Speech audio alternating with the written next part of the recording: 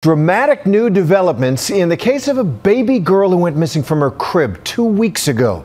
Her mother originally told police she put the child to sleep at 10:30 p.m. and it wasn't until the father returned home from work early the next morning that the infant turned up missing.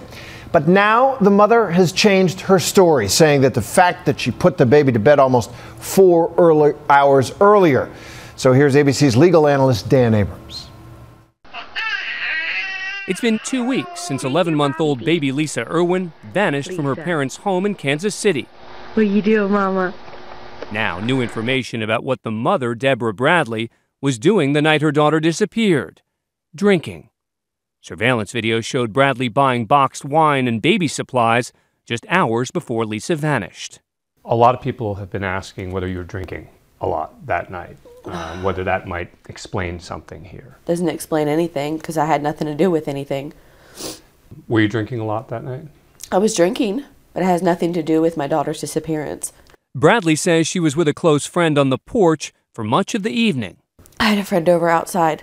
We sat outside a lot. Me and her are best friends. She lives next door. She was over that night, but nobody else was in the house. But no question local authorities have their suspicions, which has led to a sometimes contentious relationship between the family and the police. At one point, Bradley says the cops even told her she failed a lie detector test. I said, "How did I do?" He said, "You failed." And I said, "Failed what? What question did I fail?" And he said, "You failed the one where you know where your daughter's at." And I said, "That's not possible. I don't know where she's at." And I just proceeded to come unglued. It's not possible, freaking out, telling him no. He pulled the chair in front of me, and he looked in my face, and he said, "I met bad mothers like you." And proceeded to say probably something along the lines of, "I need to tell the truth," or it's hard to hear that, but if it means I have to go through all this to get her back, I don't care. Both parents have endured hours of intense interrogation. Bradley even claims police invented incriminating details, including cell phone records that could implicate her. You said that what you have been told has been lies. What do you mean by that? During interrogation, we found this. They showed me burnt clothes. They showed me a Doppler thing with pings from my cell phones, and I'm led to believe at this point that none of that was real. I hope the burnt clothes weren't real. So as time passes and you feel like you're cooperating and communicating with them, you're getting, fed up with the fact that they're continuing to focus on you? Because I know I have absolutely nothing to do with my daughter's disappearance. The baby's father, Jeremy Irwin, arrived home after working a double shift around 4 a.m., his first night working so late. So when you first came home, you didn't immediately realize that Lisa was gone? No. Irwin says the lights were on, the front door was unlocked, and that a front window appeared to have been manipulated. Police performed a reenactment to determine whether an intruder could have entered through that window. And while the couple consistently maintain their child was abducted, they still fear the possibility that one or both of them could be arrested. Do you worry they might arrest Debbie? We're kind of worried about it. We've talked about it.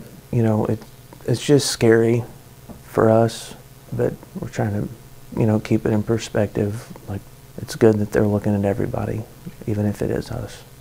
In your most private moments, have you for a second ever thought, maybe there was an accident, maybe something happened? No. Maybe she tried to cover it up afterwards? No. It's scary. It's scary that somebody's still out there. There's a bad guy that has my baby, and they're looking at me. It's scary that that's even how things happen. I mean, your children, somebody goes missing, and they suspect the parents. It's sad that that's how the world is today. It's sad that they have to even look at that. These two people standing behind me are two parents who are grieving every day, every minute, every second for the loss of their daughter. Today they announced celebrity attorney Joe Tacopina will represent them. Now, 2 weeks after their daughter went missing, her parents say they're still confident baby Lisa will be coming home. Are you hopeful that Lisa's going to be found? Oh, we're going to find her. I have no doubt in my mind. We're going to find her. How are you so certain? I just know. Because there's still a God. I'm sorry. This is Dan Abrams for Nightline in Kansas City.